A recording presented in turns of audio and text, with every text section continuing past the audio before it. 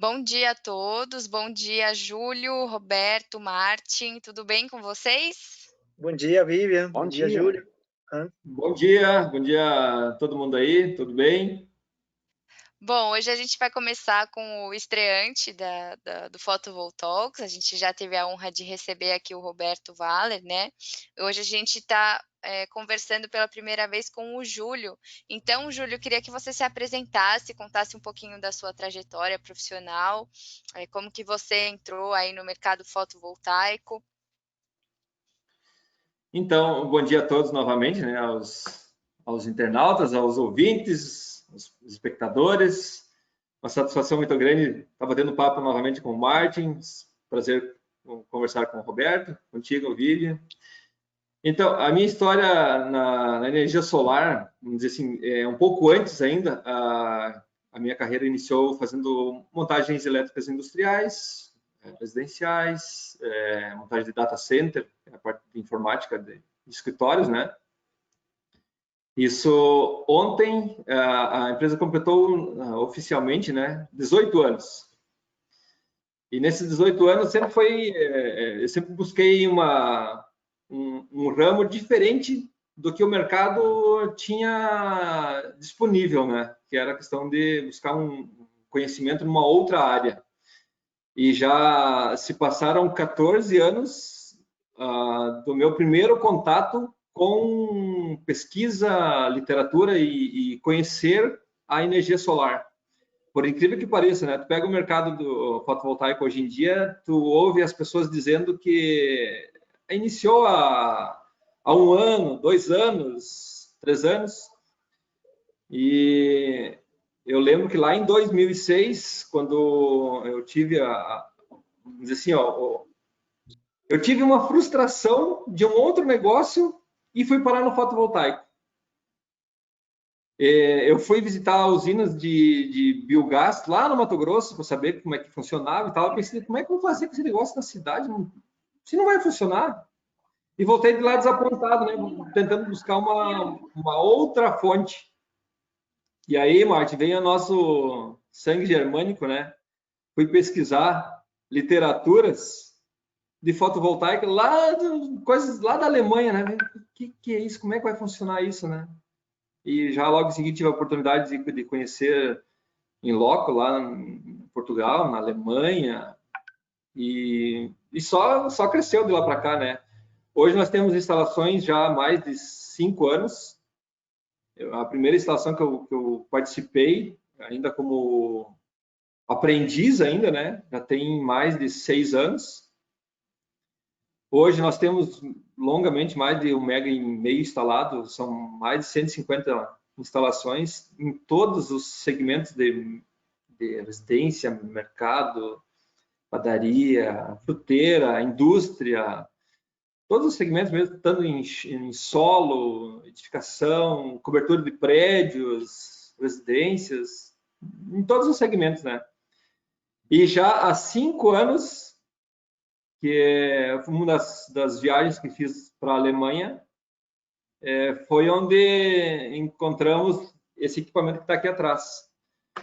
Eu digo com bastante firmeza que a Hotmais é pioneira no Brasil com relação à preocupação com não só a instalação, boas instalações, mas também com a conservação dessas usinas, né? Foi uma pesquisa bastante longa que a gente fez na época para levantar um fornecedor e até chegar ao ponto de aquisição de equipamento. Hoje nós temos esse equipamento aqui, já realizamos algumas atividades de limpeza e tem que ver o resultado é extremamente progressivo, né? A diferença que dá de uma limpeza, o resultado que dá é imediato, né? Então não é dizer assim, ó, vou fazer a limpeza, eu vou aguardar para ver o resultado que vai se obter. É instantâneo, é o momento que passa o equipamento que faz a limpeza, já o resultado é de imediato. Então, Bom, vamos guardar a parte da manutenção para daqui a pouco. Roberto, se você puder se apresentar também, falar um pouquinho da sua história e aí a gente já começa a entrar no assunto de hoje.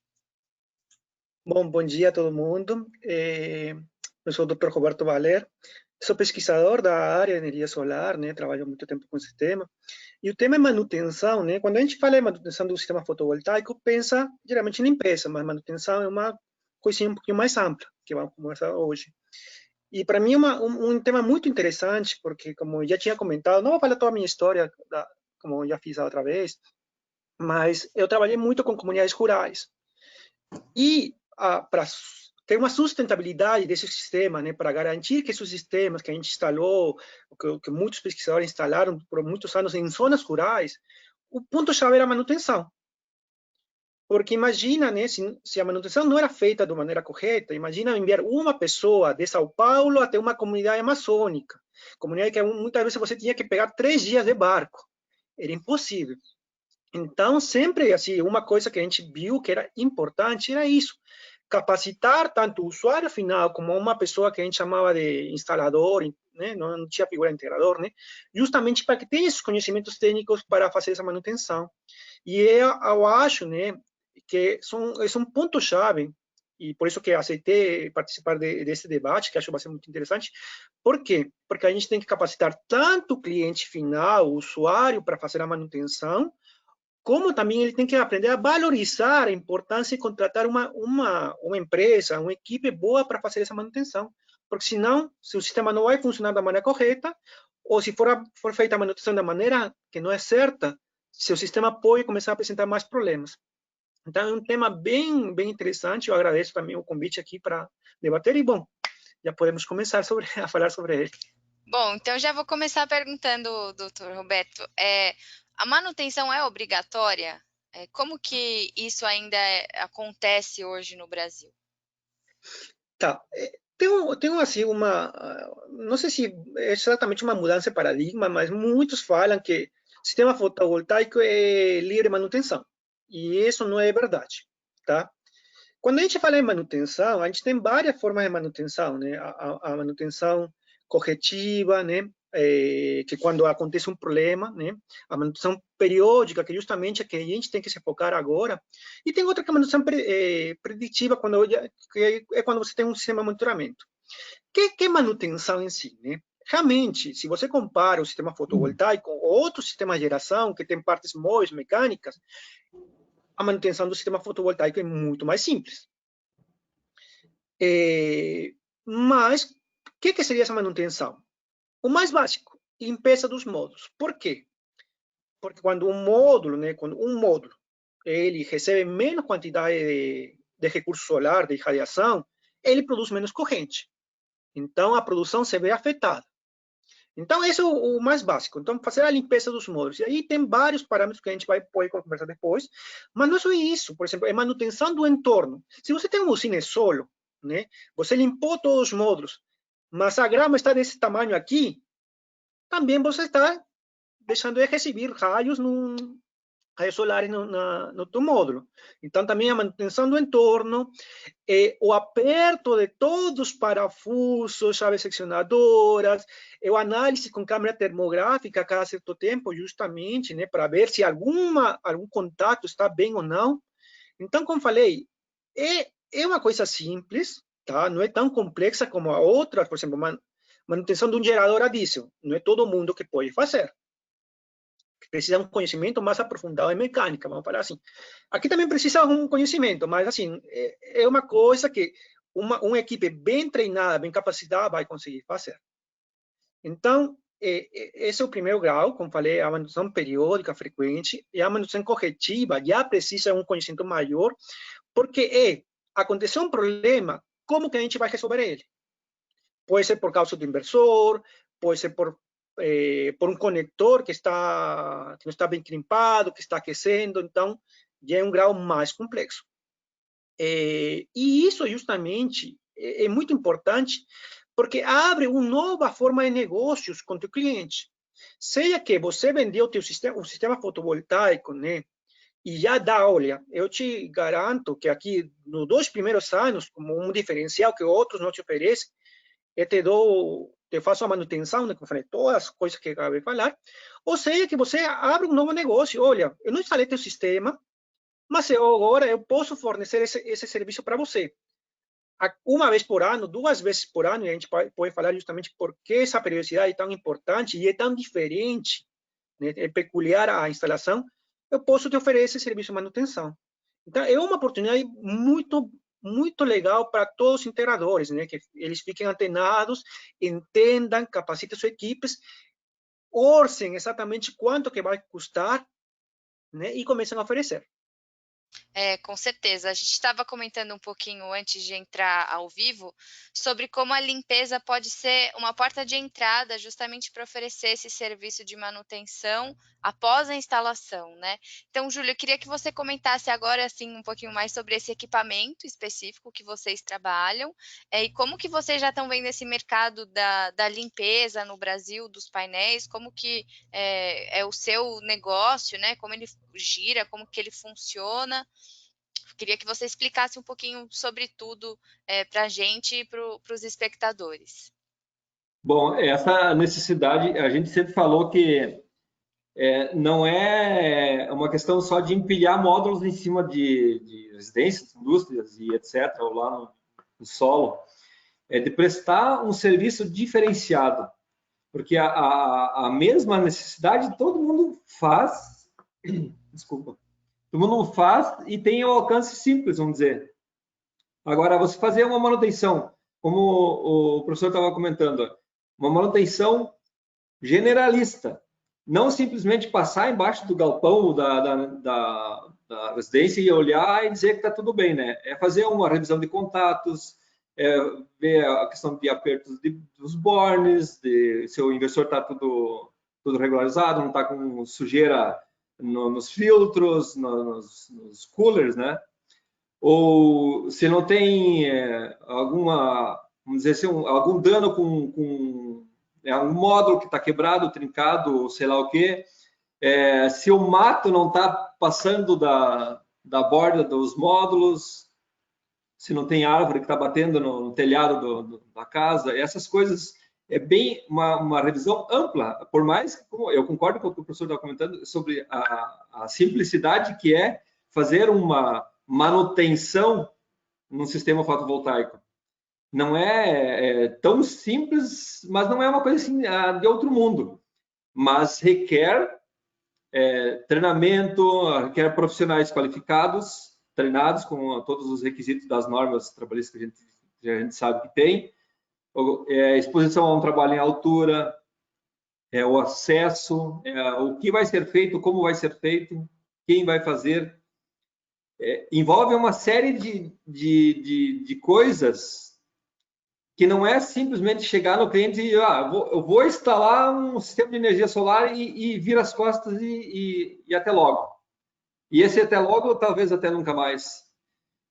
Existe uma necessidade e requer uma quantidade de profissionais qualificados para isso e vai crescer de uma maneira muito grande ainda a questão de estar preparado para atender esse nicho de mercado.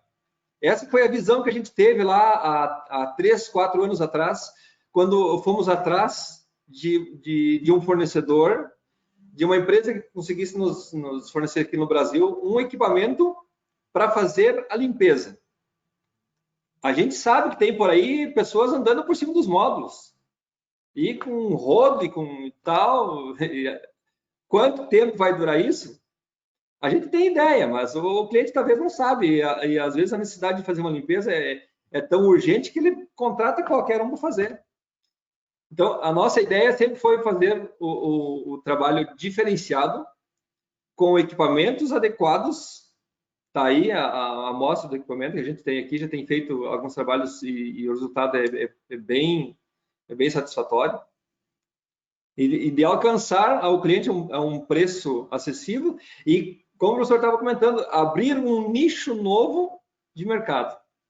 Porque, quer ou não, as empresas que têm, vamos dizer assim, médias, grandes instalações, não vão contratar uma pessoa qualquer para fazer um trabalho lá de uma revisão, de uma manutenção. Eles vão querer contratar uma empresa qualificada, que tem a ferramental, equipamentos, profissionais treinados, os EPIs apropriados para trabalhar em altura, e que queira ou não, se ele não for efetuar a questão de uma conservação, uma limpeza, uma revisão no seu sistema, amanhã ou depois ele vai começar a agregar perdas consecutivas, o sistema com sujeira acumulada, e o sistema começar com uma degradação de geração, e o que é a parte importante do sistema, que é a geração de créditos lá, vai por água abaixo, né?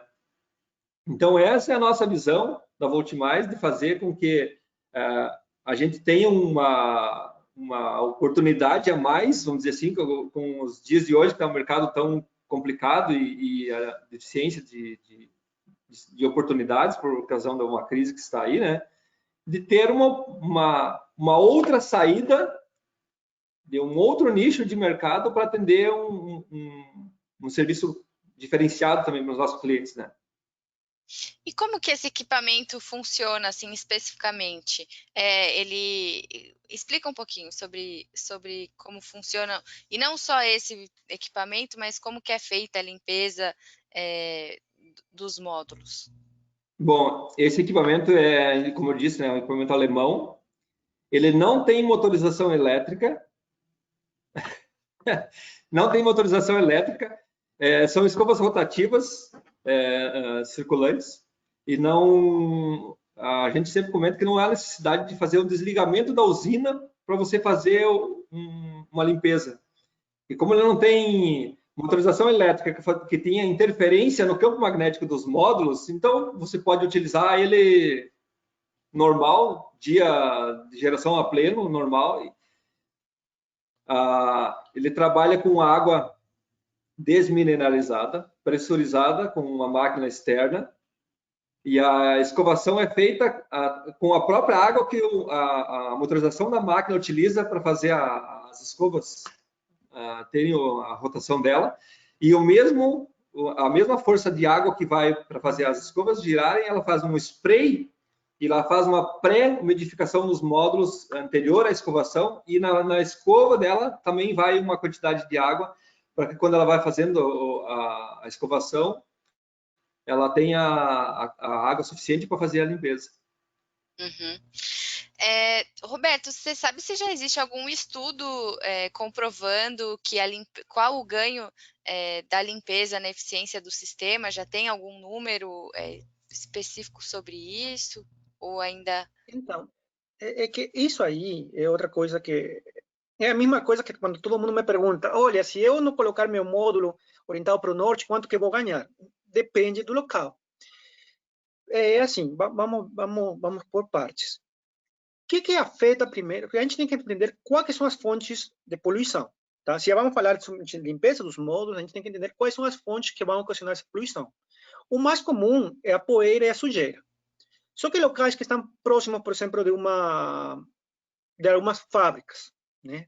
De algumas indústrias. Chaminé polui, emite material particulado, vai ter um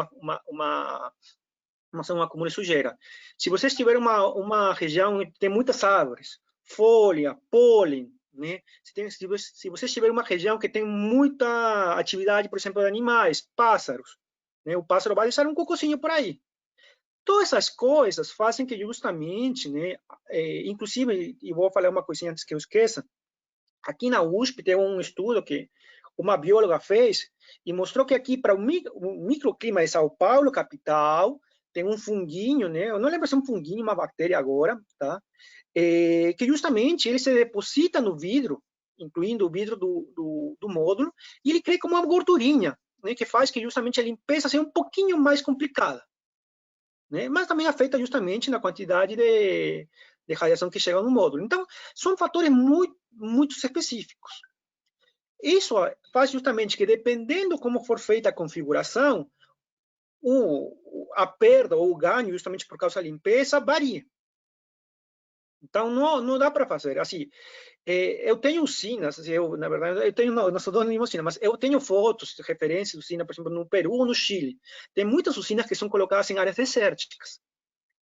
Se você vê a quantidade de vento que tem lá, né, e obviamente você não tem água para limpar lá, um deserto é um deserto.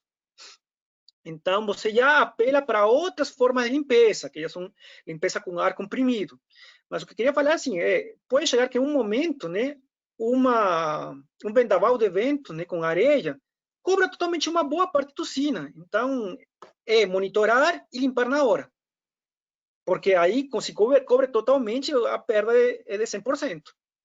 Então, assim, é muito específico do local, por isso que é tão importante que cada universidade faça um estudo na cidade onde eles tenham e façam essa avaliação.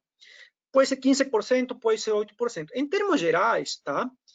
É um 10%. Assim, uma usina que não limpar durante um ano, né, que não estamos falando de uma usina normal, pode perder até 10% da geração.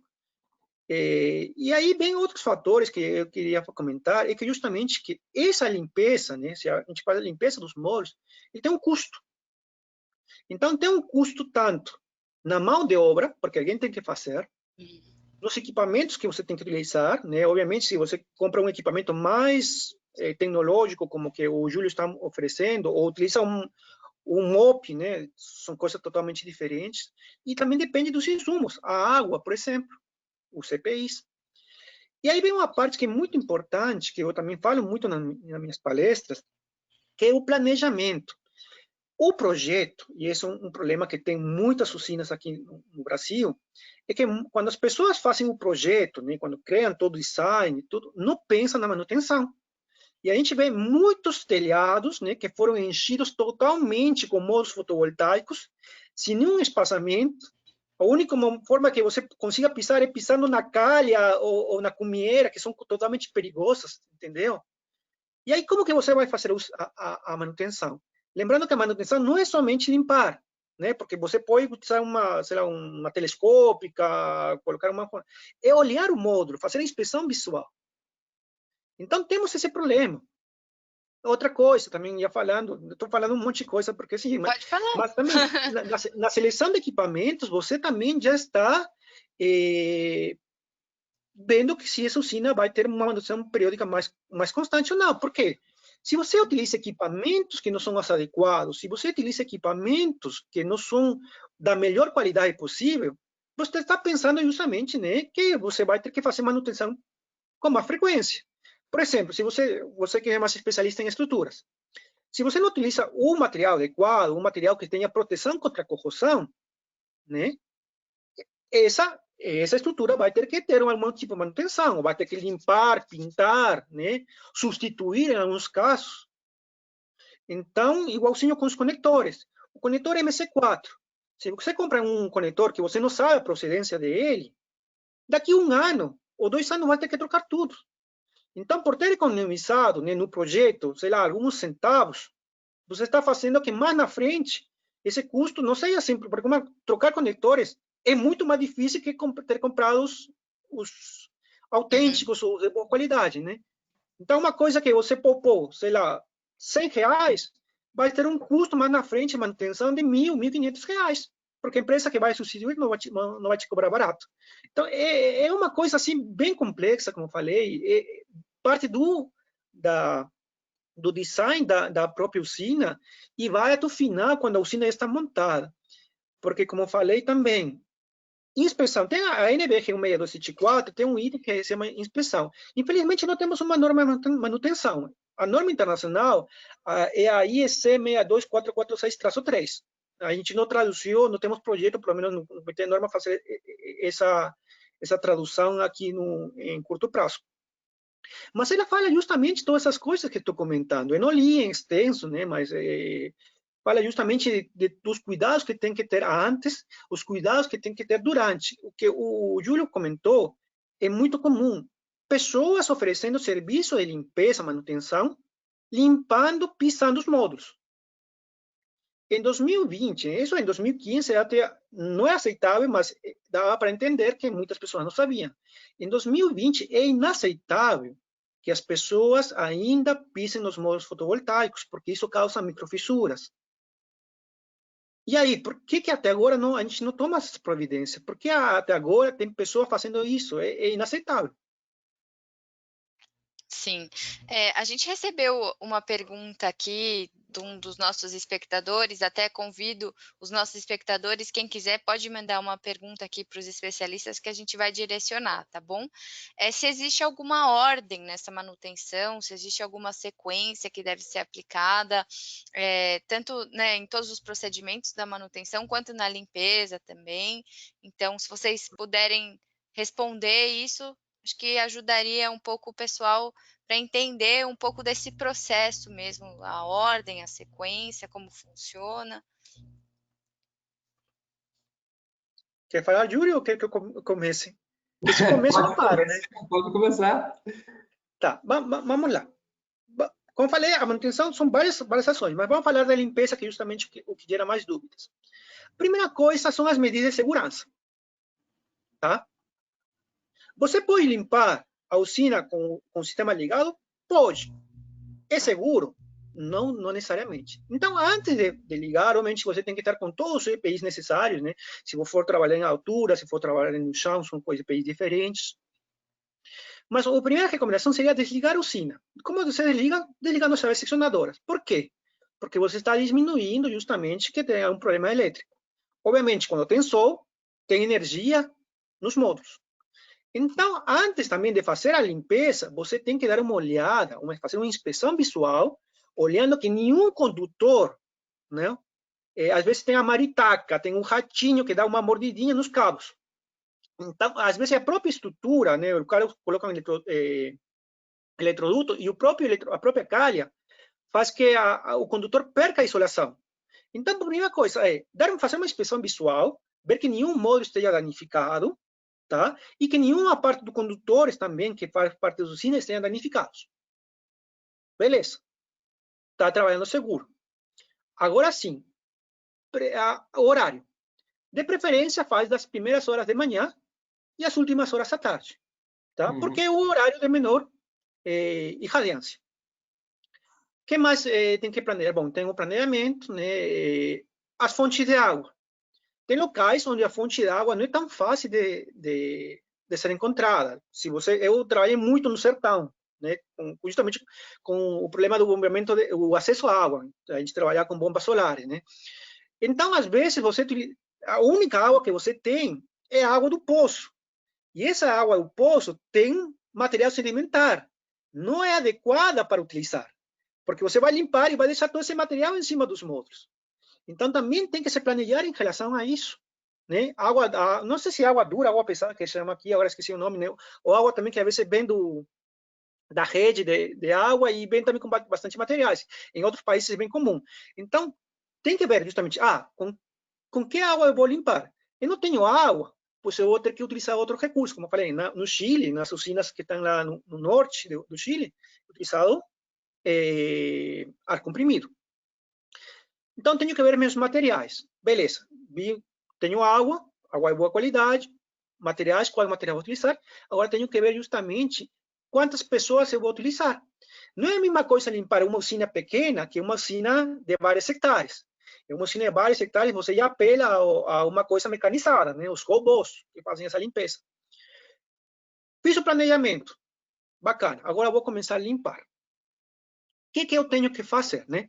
O material que tenho que usar, independentemente de ser um mop, um pano, tem que ser o mais macio possível. Eu li vários manuais dos fabricantes, justamente para me informar. Alguns permitem alguns produtos, outros não permitem, né? Mas, em geral, todo mundo recomenda. Utiliza água, somente água. Eu sei que, às vezes, tem, por exemplo... Sem nenhum produto? Sem nenhum produto. Água, só água pura. Água. Uhum. Às vezes, o cocô do passarinho é um pouquinho mais difícil de remover. Então, nesses casos, utiliza um sabão neutro. Detergente neutro, né? Esse P branquinho, né? Só que tem que ter cuidado para depois limpar bem esse produto, porque senão deixa manchas. Então, são esses cuidados assim, básicos, né? Mais ou menos eu falei um passo a passo, mas parte para a segurança, o planejamento. Por qual áreas do telhado eu vou transitar para otimizar meu tempo, para poder limpar todos os módulos com a maior velocidade e eficiência possível. Também é outra coisa interessante. Mesma coisa com usina de solo também, que são setores maiores. Então, vai mais ou menos por isso que eu acabei de falar. Não sei se o Júlio quer complementar algumas coisas que falei. Perfeito. Uma coisa que a gente sempre leva em conta de avaliação de qual a necessidade de ser feita uma limpeza, né, é a característica, como você comentou anteriormente, a característica de cada região. Por exemplo, uma usina de beira de estrada vai ter muita poeira de fuligem de trânsito, né, pneu, queima de combustível e aquelas coisas todas, né. Uma outra coisa também é a região agrícola. Quase como uma poeira de areia, mas só que ela tem uma possibilidade de se grudar mais facilmente no módulo, né? Nós temos um cliente aqui, inclusive, que tem uma indústria de carvão. Imagina só, em cima do módulo fica uma película preta. Uhum. Não só 2 vezes ao ano, 3, 4 vezes ao ano, o período de uma lavada, né? Então, a gente aproveita, faz todo aquele passo a passo de verificar como é que está a questão dos inversores, dos quadros CA, dos quadros CC, de acessibilidade, né, que vai ser utilizado a questão de água, quantidade de água. Uma outra coisa que assim, a gente leva muito em conta também é o de não ter desperdício de água. Essa máquina utiliza, em média, 400 litros de água por hora. Quantos quilowatts eu limpo por hora com essa máquina? Se é um local de boa acessibilidade, eu consigo fazer até 60 quilowatts pico por hora. A gente já conseguiu fazer mais, mas em média, entre 40 e 60 kW pico, dependendo do trajeto que ele vai ter que fazer, se é mais extenso, se o painel tem maior profundidade, longitudinal e tal. Então, assim, se leva tudo isso em conta, de não ter desperdício de água, de ver a questão do acesso dos funcionários todos com a questão dos EPIs. Muito importante isso, não é simplesmente subir num telhado de qualquer modo e depois vamos ver como é que fica. Depois já aconteceu o problema, né? Então, tem todas as questões de acessibilidade, a segurança, o desperdício e a limpeza como toda, deixar ela toda numa uniforme, de uma ponta a outra, né? Que não adianta você limpar, como o professor está comentando, não adianta você limpar bem o meio do módulo e as bordas, ficar lá aquela crosta de sujeira na extremidade do módulo, que tem o framing do módulo, tem uma sobressalência, né? Aquilo serve para proteger o módulo, mas também serve para aglomerar sujeiras ali, né? E é um ponto que vai criando aquecimento, e aí já entra um outro campo, que é a questão da perda do módulo com uma série completa por aquecimento, né? Então, a escova, ela deixa de uma maneira impecável, acho que o Martin conhece o sistema lá das limpezas, como é que é feito lá na Alemanha também. Ela faz uma limpeza que eu sempre digo assim, ó, fica melhor do que um módulo novo. Uhum. O módulo, quando ele vai instalar, tá lá cheio de dedos e etc e tal, quando passa a máquina, fica impecável, um igualzinho ao outro.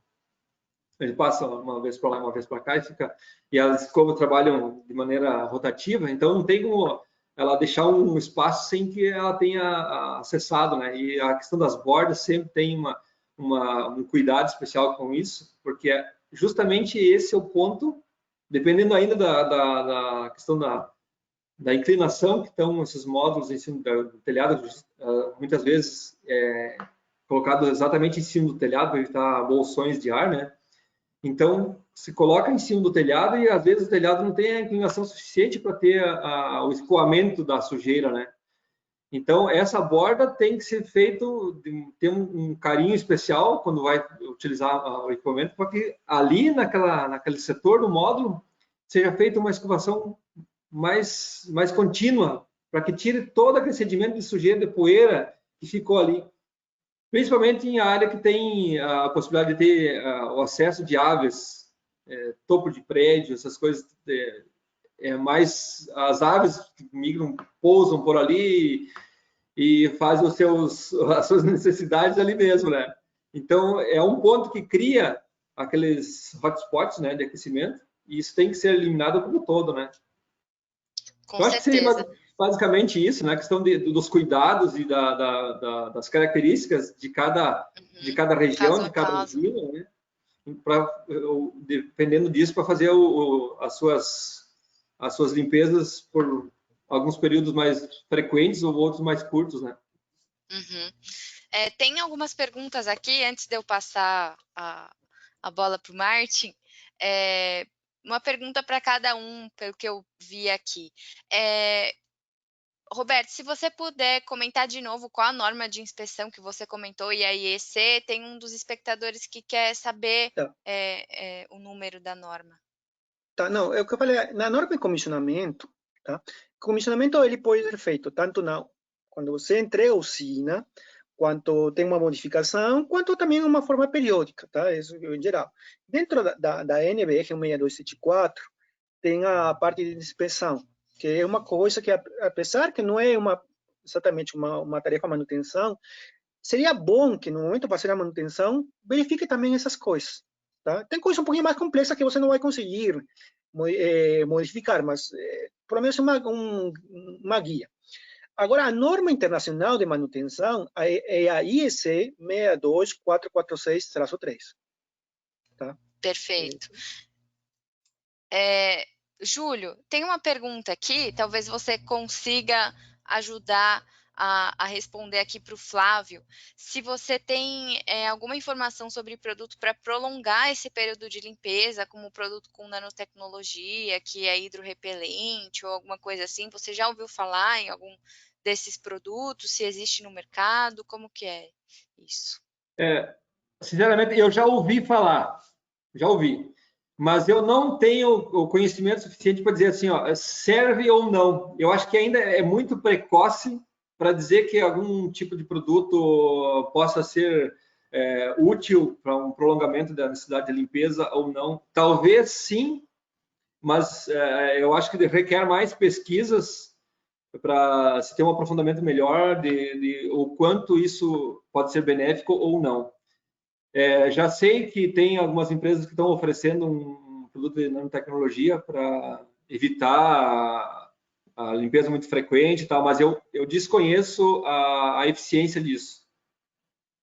Roberto, quer comentar alguma coisa? Sim, queria comentar justamente que essa é uma questão bem delicada, tá? Eu sei que tem vários produtos, eu não sei também a eficácia deles, mas infelizmente, às vezes, né, justamente o uso desses produtos pode afetar a garantia.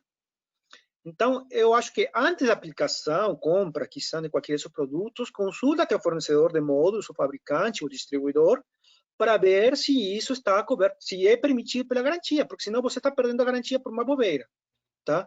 Pode ser justo, pode ser injusto, pode ser realmente que o produto não faça, seja inócuo para o módulo, mas se o fabricante fala, isso não pode, não deixa isso no meu módulo, então ele que sabe, né? Com Concordo certeza. plenamente. Acho que depende muito de cada o que o cliente realmente quer e ele está assumindo um risco, talvez, de ter uma necessidade futuramente de acionar uma garantia e ter a negativa por esse motivo, né? Uhum.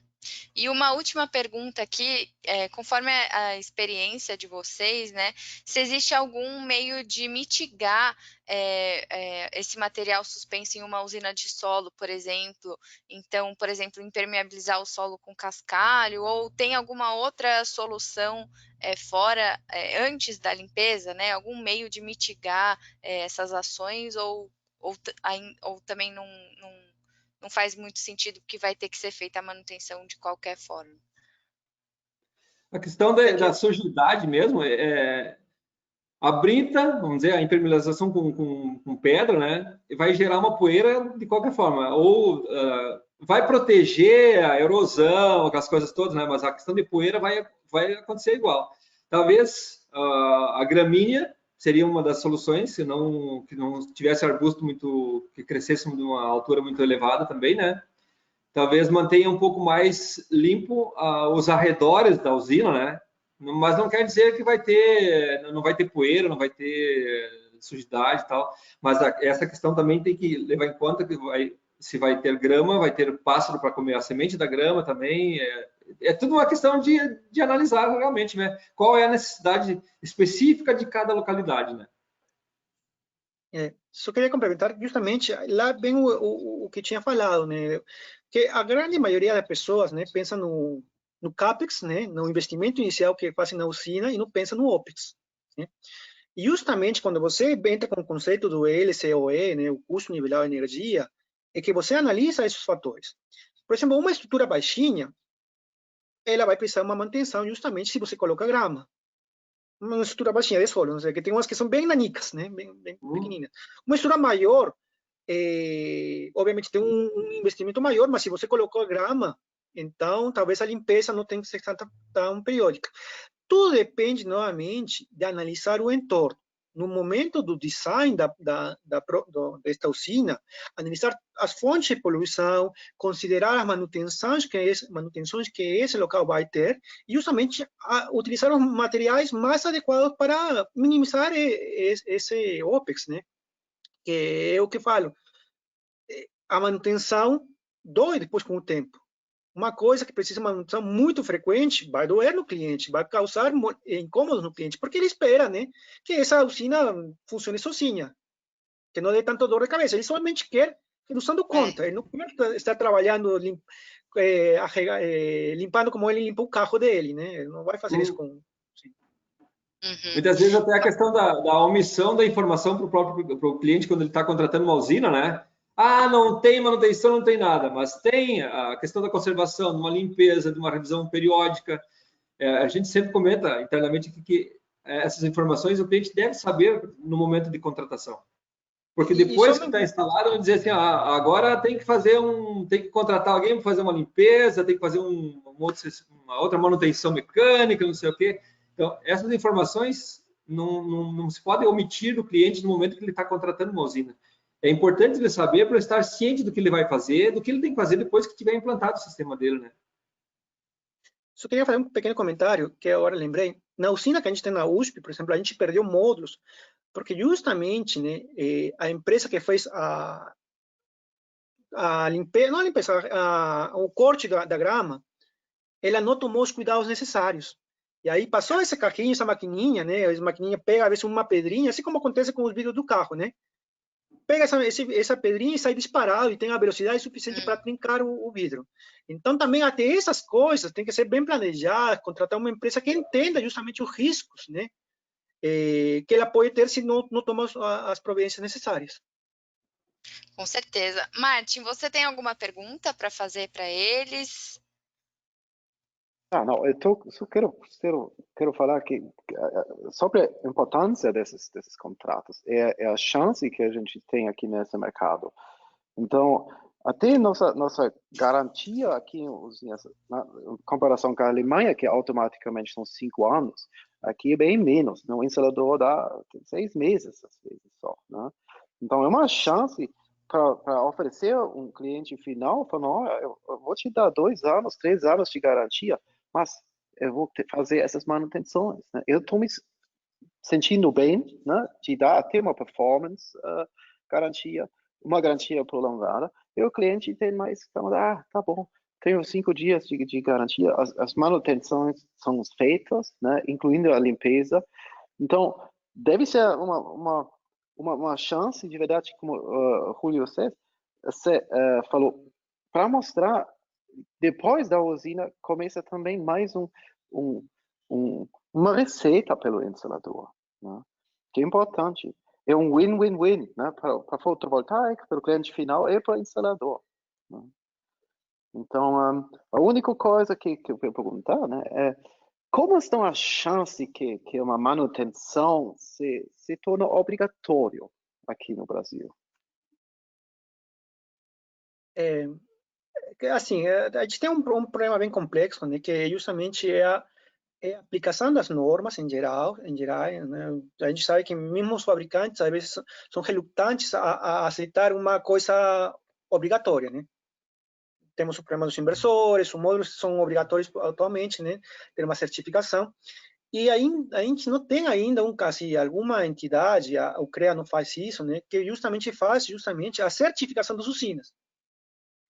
Porque para fazer manutenção, você primeiro precisa saber como que tua usina está funcionando, né? Então, precisa uma certificação, precisa avaliação de desempenho, precisa ver que a usina esteja funcionando da maneira correta, né? Senão também vai pingar alguma coisa para você, né? Se você chegar a uma usina, a usina parar de funcionar e o cliente falar é culpa de você, porque a minha usina estava funcionando bem, e é mentira. Então, é um caminho um pouquinho, assim, eu acho que tornar isso obrigatório para o cliente não é o caminho. O que a gente tem que fazer é capacitar o cliente, ele entende, começa a valorizar esses diferenciais, né, das empresas que fazem da maneira certa, das empresas que fazem de maneira errada, e isso é um caminho muito longo e muito difícil. Para mim, assim, eu mesmo, assim, eu tenho um olho mais clínico, assim, olhando instalações, consigo já enxergar, com uma foto, às vezes consigo enxergar já problemas. Mas o cliente final, e a grande maioria, até as próprias pessoas que instalam, não sabem dessas coisas. Então, eu sei que é difícil justamente diferenciar quem que faz da maneira correta do que faz da maneira incorreta, mas é capacitar, entender que o cliente começa a valorizar os bons produtos, os bons fornecedores, né? Eu só saliento uma coisinha ainda, que é um trabalho, eu tiraria a questão da obrigação por conscientização, né? Uhum.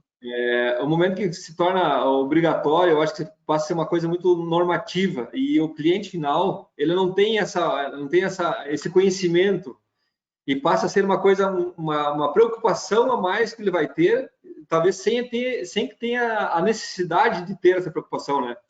Ele passaria a ter uma necessidade quando a usina dele começar a ter uma perda de valores de geração, aí torna-se uma necessidade dele procurar uma empresa, se ele não tem ainda uma Volt Mais na vida, que instalou para ele, que vai fazer uma visita, vai fazer uma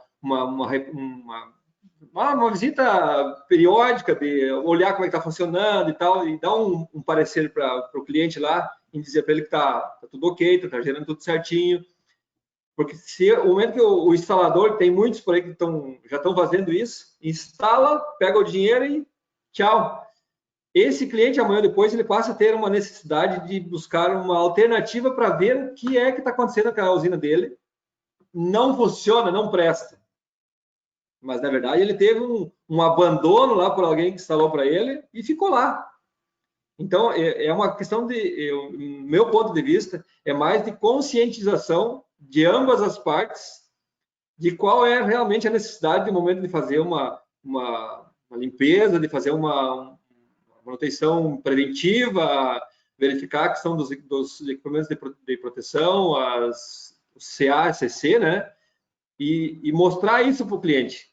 Porque o momento que ele vê essa necessidade de se tornar pequeno em relação a investimentos, de fazer uma preventiva, é óbvio que o cliente vai optar em fazer isso de uma vez ou outra por ano, né? Sem que tenha essa necessidade da obrigação. Com certeza. Bom, vamos agora para a rodada final. Se vocês estão me ouvindo? Sim. Tá bom. Perfeito. Bom, a primeira pergunta que a gente sempre faz para os nossos espectadores é: quantos gigas de potência instalada vocês acham que vai ter no Brasil em 2020? E agora? Júlio. É uma expectativa que se tinha no crescimento bem considerável esse ano, né? Mas em relação a essa pandemia que nos castigou aí, eu acho que ficou meio estagnado o mercado. Eu vejo isso principalmente aqui mais na região sul mesmo. No Nordeste eu sei que as coisas ainda estão acontecendo, Centro-Oeste é alguma coisa, mas aqui no Sul eu acho que a estimativa de crescimento era em torno de uns quase 100% da planta instalada em relação ao ano passado. Esse ano vai ficar aí, eu acho que na casa dos 20%, 25%, não mais do que isso. Bom, eu também falei outra vez, eu não tenho como dar uma estimativa, né? Mas eu acho que justamente quando tem uma crise, é o momento quando qualquer empresa tem que começar a apelar à inovação. Então, eu vejo que muitas empresas conseguiram se manter, conseguiram inovar, conseguiram utilizar os recursos tecnológicos que a gente tem agora, justamente como a gente está fazendo essa conferência aqui, né?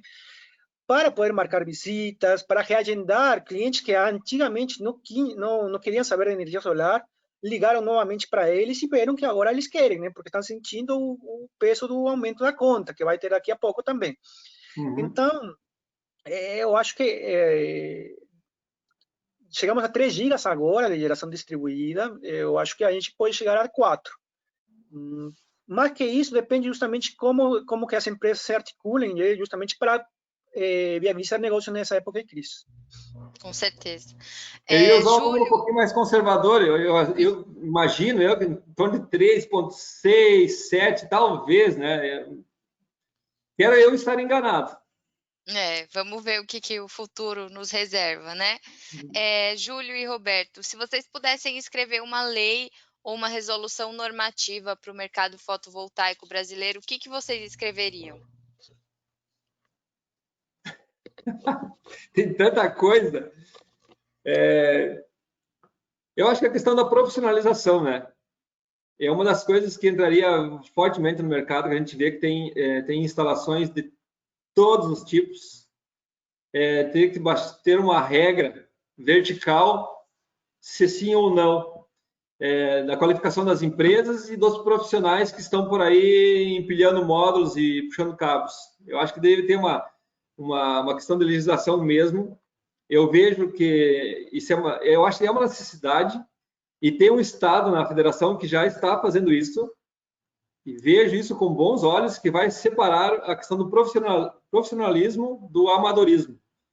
E essa lacuna é muito grande, e tem que se ter uma profissionalização, separar quem está no mercado de maneira efetiva do aventureiro, que amanhã depois está buscando outro segmento para fazer e esqueceu o que fez no passado. O meu ponto de vista, pode ser que eu esteja enganado e tal, mas eu acho que a necessidade do profissionalismo das pessoas e das empresas. Roberto? Bom, no meu caso, eu de fato, você sabe, estou escrevendo, né? Eu sou o relator da revisão da norma de comissionamento, da 16274, e eu acho que isso vai ser um dos grandes aportes. Eu acho que esse ano ainda não vamos conseguir tirar ela do papel, mas estamos fazendo um avanço. E eu queria fazer justamente o chamado, né? Justamente, eu vejo, inclusive tem alguns grupos que comentam, né? Que acham que os que participamos das normas, estamos segurando o inversor híbrido, estamos segurando, queremos colocar um monte de coisas para atrapalhar o mercado. E não é assim, gente. Eu entendo as críticas que tem, tem muitos fabricantes que querem vender, por exemplo, o inversor híbrido, não sou mais adequado para falar sobre isso, mas que está faltando mão de obra, está mão braçal para ler, porque escrever uma norma, não existe uma norma de inversores híbridos internacional. Então, o grupo que está trabalhando nisso está trabalhando, vendo, pegando uma norma daqui, uma pegando aqui, e é um trabalho bem cumprido, pessoal. Então, se alguém quiser fazer uma crítica, também ajude, participe, traga todo esse conhecimento, porque a gente precisa justamente desses cérebros para começar a trabalhar, para ver o que é mais adequado para aqui para o Brasil. Muito bom, Roberto. E se vocês pudessem definir o mercado, né? Definir a percepção de vocês do mercado brasileiro em uma palavra, qual palavra vocês usariam? Promissor. Eu ainda continuo com perseverança, que eu acho que é o que caracteriza aqui o empreendedor brasileiro. Tem que ser bem perseverante, realmente. E para finalizar, o que vocês tomaram de café da manhã hoje? Hoje também não tomei café de manhã. Não consegui.